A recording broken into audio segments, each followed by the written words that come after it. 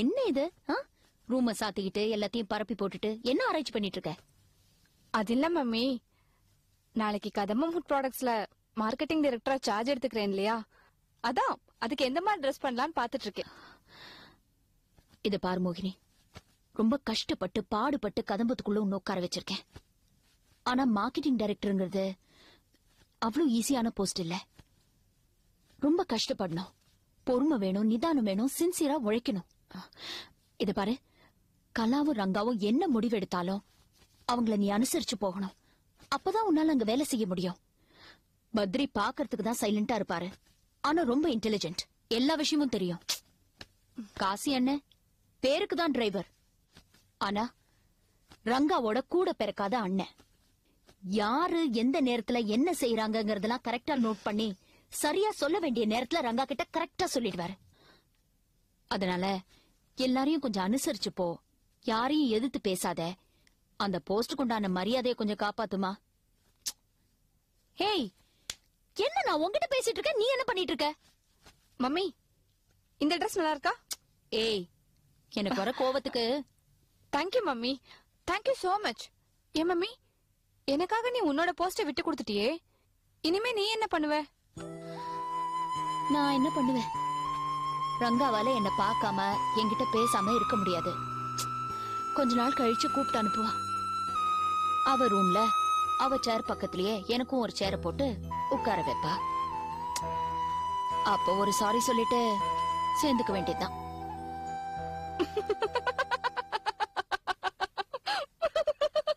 ஏய், இப்ப எதுக்கு சிரிக்கிற? அது இல்ல மம்மி, ரங்கநாயகி என்ன அவ்வளவு ஏமாந்தவங்களா? ஏமாந்தவெல்லாம் ஒண்ணும் இல்ல, நட்புக்கு மரியாதை கொடுக்கறவன். அதான்.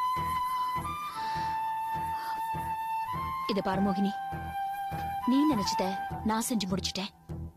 இப்ப நான் சொல்றத நீ கேட்கணும்.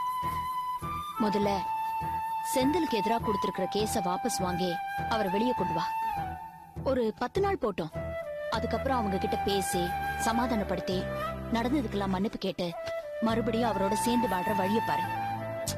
ஏய், நான் சொல்றது உனக்கு புரியுதா? மம்மி, நீ சொல்ற விஷயம்லாம் நடக்கிற மாதிரி எனக்கு தெரியல. என்ன மோகினி, அப்ப வேற என்னதான் பட போற? அப்பாவை தான் கேட்கணும். அப்பா. Think of the devil and here he comes. என்ன ஒட்டு கேட்டுட்டு இருந்தீங்களா? அது ஒட்டு கேக்குறது இல்ல மேடம், விஷயத்தை தெரிஞ்சுக்கிறது. பேபி, நீ செந்தில டைவர்ஸ் பண்ணிட. இத பாரு மோகினி, உங்க அப்பா மாதிரி ஒரு பெரிய முட்டாள் இந்த உலகத்திலே கிடையாது. Thank you very much for your wonderful compliment, madam. இத பாரு, டிவோர்ஸ்ங்கிறது ஒரு பொண்ணுக்கு சிறு மரணம். அது உனக்கு வேண்டாமா? செந்தில் ரொம்ப நல்லவரு.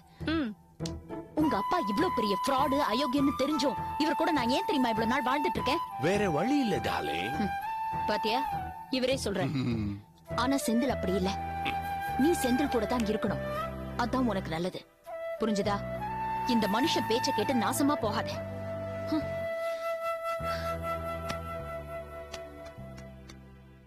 டாட், இந்த செந்தில் மேட்டர்ல நான் இப்ப என்னதான் பண்றது?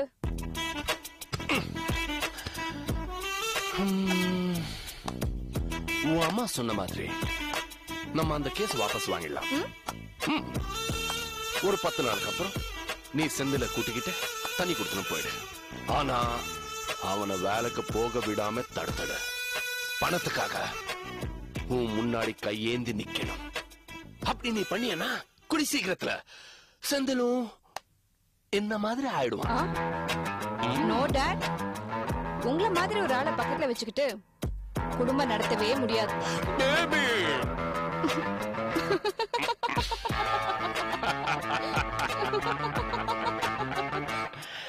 குடி சீக்கிரத்துல there will be another Muthukumar in this family.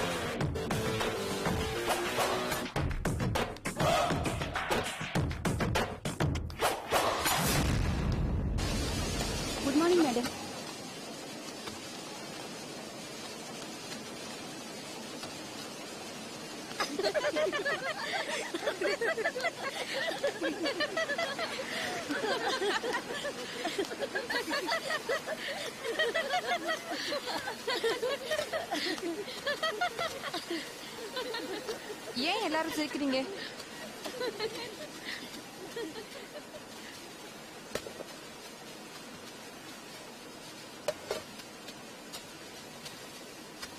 யார் இந்த பாட்டு போட்டது? நாங்க யாரும் போடல, எஃப்எம்ல பாடுது. இல்ல, வேணும்னே கேசட்ல இந்த பாட்டு போட்டு என்ன அவமானப்படுத்தலாம்னு பாக்குறீங்களா? முதல்ல இந்த பாட்டை போய் ஆஃப் பண்ணுங்க. இந்த பாட்டு எங்க இருந்து வருது? கண்ட்ரோல் ரூம் எங்க இருக்கு? உங்ககிட்ட தானே கேட்டுட்டு இருக்கேன், பதில் சொல்லுங்க. பாட்டு எங்க இருந்து வருது? ஆஃப் பண்ணுங்க. ஹலோ ஹலோ, இங்க வாங்க. என்னையா? என்னம்மா, என்ன கூப்பிடுற? என்ன விஷயம்? இந்த பாட்டு எங்க இருந்து வருது? என்னம்மா? இந்த பாட்டு எங்க இருந்து வருது? யானை மாலை போட்டதாலே ஆள வந்த அந்த பாட்டா? அது பத்ர் சார் ரூம்ல இருந்து வருது. முதல்ல இந்த பாட்டு போய் ஆஃப் பண்ணுங்க. ஆஃப் பண்ண முடியாது, ரூம் பூட்டி இருக்கு. சாவி எங்க இருக்கு? சாவி அவர் பாக்கெட்ல இருக்கு. அவர் எங்க இருக்காரு? அவர் வீட்டுல இருக்காரு. அவர் வீடு எங்க இருக்குன்னு கேட்காதீங்க, சொல்ல மாட்டேன். ஆமா. பூட்டின ரூம்ல இருந்து பாட்டு எப்படி வருது? என்னம்மா? பூட்டின ரூம்ல இருந்து பாட்டு எப்படி வருது? பூட்டின ரூம்ல இருந்தா அது நேத்துக்கு போட்ட கேசட், அது ஓடிக்கிட்டு இருக்கு. கேசட்டா? ஆமா. இப்பதான் எஃப்எம்ல பாடுதுன்னு இவ சொன்னா. என்னம்மா? நீங்க கேசட்ல பாடுதுன்னு சொல்றீங்க. என்னது? இப்பதான் எஃப்எம்ல பாடுதுன்னு இவ சொன்னா, நீங்க கேசட்னு சொல்றீங்க. என்ன விளையாடுறீங்களா? சில சமயம் எஃப்எம்ல ஓடும், சில சமயம் கேசட் போட்டு ஓடும். இப்ப கேசட்ல ஓடிக்கிட்டு இருக்கு, அப்புறம் எஃப்எம்ல ஓடும். ஆமா. என்ன திமிரா பேசுறீங்களா? திமிரா பேசலம்மா. இங்க வேலை செய்யறவங்க எல்லாரும் ரொம்ப சந்தோஷமா வேலை செய்யணும். உடல் வலி தெரியக்கூடாது, மன வலி தெரியக்கூடாது. அதுக்காக தான் இந்த பாட்டை போடுறாங்க. உங்களுக்கு கேட்கணும்னா கேளுங்க, உங்களுக்கு இஷ்டம் இல்லைன்னா உங்க ரூம்ல போய் ஆஃப் பண்ணிடுங்க. நீங்க ஏதாவது இங்கிலீஷ் பாட்டு போட்டு அப்படி ஆடுங்க. இத பாருங்க, இந்த விளக்கம் வியாக்கியானம் நக்கல் நையாடி இதெல்லாம் என்கிட்ட வேண்டாம். முதல்ல பாட்டு போய் ஆஃப் பண்ணுங்க. பாட்டெல்லாம் ஆஃப் பண்ண முடியாதுங்க. நான் ரங்கநாயகி அம்மாவோட டிரைவர், எனக்கு வண்டி தான் ஓட்ட தெரியும். பாட்டை போடுறது, பாட்டை ஆஃப் பண்றது இதெல்லாம் எனக்கு தெரியாதுங்க. ஆமா, வேலை செய்யுங்க. ஏய், நான் பாட்டுக்கு பேசிக்கிட்டு இருக்கேன், நீ பாட்டுக்கு போனா என்ன அர்த்தம்? இன்னொரு தடவை ஏன்னு சொன்ன கொன்னுருவேன், ஜாக்கிரதை. கைய கால ஒடிச்சிருவேன். ஒடிச்சிருவேன். பேசாத அதிகமா. வாங்க. இந்த பாரு, அவங்க கூப்பிடுறாங்களேன்னு போறேன். பொழைச்ச இதெல்லாம் என்கிட்ட வச்சுக்காத. ஆமா. வேக வேகமாக வந்த நாகராணி. வேக வேகமாக வந்த நாகராணி. இந்த பாட்டு எங்க வருது? முதல்ல போய் இந்த பாட்டை ஆஃப் பண்ணுங்க. பாட்டு போய் ஆஃப் பண்ணு. கண்ட்ரோல் ரூம் எங்க இருக்கு? தானம் ததர தானம் ததர தானம் ததர தானம் ததர தானம் ததர தானம் ததர. அந்த புள்ள அப்படி நடந்துக்கலாமா? கைய விடு, கைய விடு. நீ ஒண்ணும் கேட்க மாட்டேங்கிறீங்க. இப்ப எதுக்கு இவ்வளவு டென்ஷன் ஆகுறீங்க? சொல்லுங்க. எங்க டென்ஷன்? அந்த பொண்ணு தான் அனாவசியமா டென்ஷன் ஆகுது. ஏதோ சொல்லிட்டு சும்மா இரு. என்ன எதுக்கு கூட்டு வரீங்க? நான் அந்த பொண்ணுக்கு பயப்படணுமா? நான் ஒண்ணும் பயப்பட மாட்டேன். அவன் எனக்கு என்ன முதலாளியா? சரி. எனக்கு ரங்கநாயகம்மா தான் முதலாளி. அவங்க தான் சம்பளம் கொடுக்கறாங்க. அவங்க கிட்ட நான் கை நீட்டி சம்பளம் வாங்குவேன். இந்த பொண்ணு சம்பளம் கொடுக்க வேண்டிய ஒரு நிலைமை வந்துச்சு, நான் செத்துருவேன். இந்த கம்பெனில வேலை பார்க்க மாட்டேன். அது ஒரு சும்மா குறுக்க பேசாத. நான் பேசிட்டு இருக்கேன்ல. அப்புறம் ஒரு விஷயம் தெரியுமா உனக்கு? என் பையன் மாசம் 15,000 ரூபாய் சம்பளம் வாங்குறான். அக்கம் பக்கத்துல உள்ளவங்க கேக்குறாங்க, ஏயா பையன் இவ்வளவு சம்பாதிக்கிறானே, எதுக்கு அங்க போய் டிரைவர் வேலை பாக்குறேன்னு. நான் ஏன் வேலை பாக்குறேன்? ஏன்? ரங்கநாயகமா எனக்கு தங்கச்சி மாதிரி. சரி. நான் அவங்களுக்கு கார் ஓட்டுறேன், ஒரு பாதுகாப்புக்காக. சரி. இதெல்லாம் அந்த பொண்ணுக்கு தெரியுமா? ஆனா அந்த பொண்ணோட ஆத்தா அப்பா 2 பேர் இருக்காங்களே, அவங்களுடைய வண்ட வழங்க எனக்கு தெரியும். அவ அப்ப 30,000 ரூபாயில கை வச்சா உள்ள தள்ளிட்டாங்க. அப்போ இந்த பொண்ணு மோகினி உமா வயத்துல இருந்தா. உள்ள தாச்சியா போய் ரங்கநாயகி அம்மாட்ட என் புருஷனை காப்பாத்துங்க எப்படியாவதுன்னா. என்ன சரி? நான் சொல்றது கேளு, எதுக்கு எடுத்தாலும் சரி சரின்னு சொல்லாத. அப்ப ரங்கநாயகி அம்மாவுக்கு வசதி கிடையாது, பாவம். கழுத்துல இருந்து 3 செயினை கொடுத்து அந்த வெளியில கொண்டு வந்தாங்க. அந்த நன்றி கூட கிடையாது இந்த பொண்ணுக்கு. இது எல்லாருக்கும் தெரியும், ஆனா அந்த பொண்ணுக்கு தெரியாது. பத்ர் சார் இருக்கார்ல, எவ்வளவு நல்ல மனுஷன். அந்த நான் பேசும்போது என்ன ஏதுன்னு தலையாட்டி கேளு. உம்முன்னு சில மாதிரி இருந்தா நான் யார்கிட்ட பேசுறேன்? உங்ககிட்ட தானே. அப்புறம் தலையாட்டாம இருந்தா என்ன அர்த்தம்? என்ன அப்படியா? என்ன சரி சொல்லுங்க. என்ன இந்த மாதிரி சொல்ல ஏதாவது? சரி. பத்ர் சார் ரொம்ப நல்ல மனுஷன், பாவம். சேர்ந்து 3 வார்த்தை ஒழுங்கா பேச மாட்டாரு. ஆனா பேசின உண்மையைத்தான் பேசுவாரு. அன்னைக்கே சொன்னாரு இந்த பார்ட்னர்ஷிப் வேண்டாம், விட்டு தொலைங்கன்னு. யாரும் கேட்கல. நான் விட மாட்டேன். என்கிட்ட ஓவரா விளையாடிச்சு இந்த பொண்ணு, அவ்வளவுதான். கத்தி எடுத்து சொருகிருவேன். ஒரே குத்து கத்தியால. கத்தி எடுத்தேன்னா கத்தி. காசி என்ன சத்தம் போட்டுட்டு இருக்கீங்க? இல்லையே, ஒண்ணு இல்ல. இல்ல ஏதோ இல்ல அது. சும்மா எங்கிட்ட தானே கேக்குறாங்க. உங்ககிட்ட கேட்டா நீ பேசணும், எங்கிட்ட கேட்டா நான் தான் பேசணும். சும்மா கையை நீட்டிக்கிட்டு. இல்லண்ணே, ஏதோ கத்தி கித்தின்னு கேட்டுச்சு. கத்தியா? ஐயோ, நான் கத்தி எல்லாம் தொடவே மாட்டேன். கத்தி இல்ல. நாம் கீழே மோகினி சத்தம் போட்டுட்டு இருக்கா, மேல வந்தா நீங்க சத்தம் போட்டுட்டு இருக்கீங்க. மோகினியா? அது ரொம்ப பாவம். நல்ல பொண்ணாச்சே. நல்ல பொண்ணு தானே மோகினி. வேற ஒண்ணும் இல்ல. இவ மெதுவா பேசிக்கிட்டு இருந்தா, எனக்கு காதுல விட கொஞ்சம் கத்தி சொல்லுன்னு நான் கத்தி சொன்னேன். அதுதான் கத்தி எல்லாம். நீங்க போங்க, ரொம்ப நேரம் கூட. அது பாவம், உடம்பு சரியில்லாதவங்கல்ல. நீ தள்ளி வா, போட்டோ வாங்க. நீங்க போங்க போங்க. பாத்து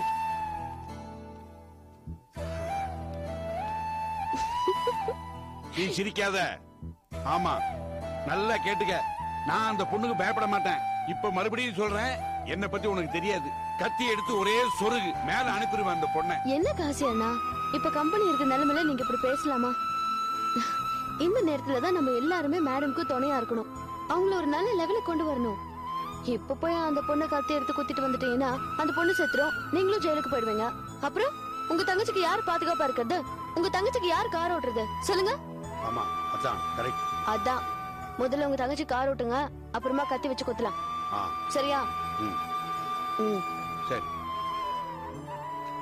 முதல்ல தங்கச்சி கார் ஓட்டுங்க, அப்புறம் கத்தியால குத்துங்க. எனக்கு தெரியும் எப்ப கார் ஓட்டும் எப்ப கத்தியால குத்தணும்னு. நான் சும்மா இருக்கேன்னு அந்த பொண்ணு எகிருது. சாது மிரண்டானா காடு கொள்ளாது. மோகினி அது, மோகினி பிசாசு. நேத்து பெஞ்ச மலையில இன்னைக்கு முளைச்ச காலம். நான் யாரு? என்கிட்ட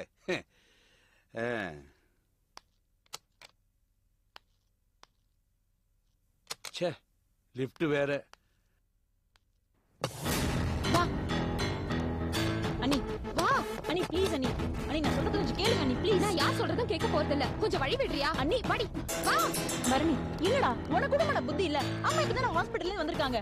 மறுபடியும் இந்த மாதிரி ஒரு பிரச்சனை ஆச்சுன்னா அவங்க நிலைமை என்ன ஆகும்னு தெரியாதா? அவங்க தான் அவசரப்பட்டு போறதா நீ வந்துட்டா போற. இத பாரு ஸ்வாதி, நான் ஒன்னும் அவரை என் பின்னாடி வர சொல்லல. அவராதான் என் பின்னாடி வந்துட்டு இருக்காரு. எனக்கு உங்க அண்ணனும் வேணாம், உங்க அம்மாவும் வேணாம், இந்த வீடும் வேணாம். எனக்கு வேண்டியதெல்லாம் என்னோட குழந்தை, ஏன் லட்டு. அவ இருந்தா போதும். சரியா? நான் ப்ளீஸ் கொஞ்சம் பொறுமையா இருங்களே. அம்மா இப்ப வந்துருவாங்க. நான் உங்களுக்கு போன் பண்ணிருக்கேன். இத பாரு, உங்க அம்மா வந்து ஒண்ணும் செய்ய போறது இல்ல.